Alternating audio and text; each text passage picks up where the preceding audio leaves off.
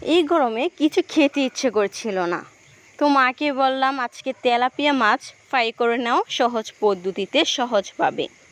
তো মাকেও এত গরমে কষ্ট দেওয়ার কোনো প্রয়োজন নেই, আমাদেরও যেহেতু খেতে ইচ্ছে করছে না, মা এত কষ্ট করে রান্না করবে খুবই খারাপ লাগছে, তার জন্য মাকে বললাম তেলাপিয়া মাছগুলো ফ্রাই করে নাও।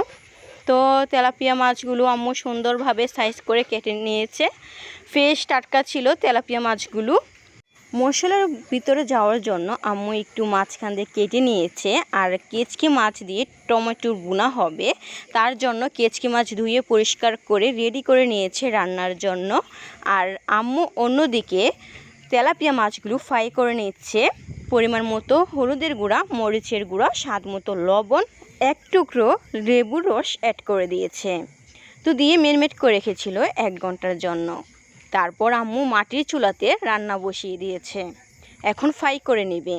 আর কেচকি মাছের জন্য উপকরণে ছিল ধনিয়া পাতা কুচি, পেঁয়াজ কুচি, কাঁচামরিচ, টমেটো কুচি। যা যা উপকরণ লাগবে সবগুলো উপকরণ আম্মুকে ঢালাতে সাজিয়ে দিয়েছি। আম্মুর অনেক কষ্ট হচ্ছে রান্না করতে এই গরমে, তো আম্মুর সাথে একটু সাহায্য করছি। তেলাপিয়া মাছগুলো ফ্রাই করা শেষ, তারপর আম্মু চুলাতে বসিয়ে দিয়েছে কেচকি মাছ রান্নার জন্য পেঁয়াজ কুচি, পরিমাণ মতো তেল দিয়ে পেঁয়াজটাকে ব্রাউন কালার করে নিতে হবে। পেঁয়াজটা ব্রাউন কালার হয়ে এলে টমেটো কুচি অ্যাড করে দিয়েছে, টমেটোটা ভালো মতো কষিয়ে নিতে হবে।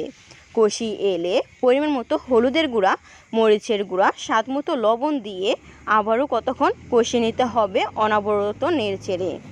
তারপর পরিমাণ মতো ঝোল অ্যাড করে দিল, ঝোলটাকে একটু সিদ্ধ করে নিতে হবে। সিদ্ধ হয়ে এলে তারপর কেচকি মাছগুলো অ্যাড করে দিতে হবে। এই যে আম্মু আস্তে আস্তে কেচকি মাছগুলো অ্যাড করে দিচ্ছে। সহজ পদ্ধতিতে সহজভাবে আজকে কেচকি মাছের রেসিপিটা শেয়ার করেছি, আশা করছি আপনাদের কাছে ভালো লাগবে। অবশ্যই কমেন্ট করে জানাবেন আমার মায়ের হাতে স্পেশাল টমেটো দিয়ে কেচকি মাছের রেসিপিটা আপনাদের কাছে কেমন লেগেছে। দেখুন কতটা লোভনীয়, অসাধারণ হয়েছে, খেতে ভীষণ মজা ছিল। আর তেলাপিয়া মাছ দিয়ে আজকে দুপুরের খাবারটা শেষ করলাম। কেচকি মাছ দিয়ে টমেটো ভুনা আর তেলাপিয়া মাছ ফ্রাই খেতে আজকে খুবই ভালো লেগেছে। পেট ভরপুর খাবারের রেসিপি আজকে শেয়ার করেছি। আপনাদের দুপুর লাঞ্চে কী দিয়ে খেয়েছেন অবশ্যই কমেন্ট করে জানাবেন। সবাই ভালো থাকবেন, সুস্থ থাকবেন, আল্লাহ হাফেজ।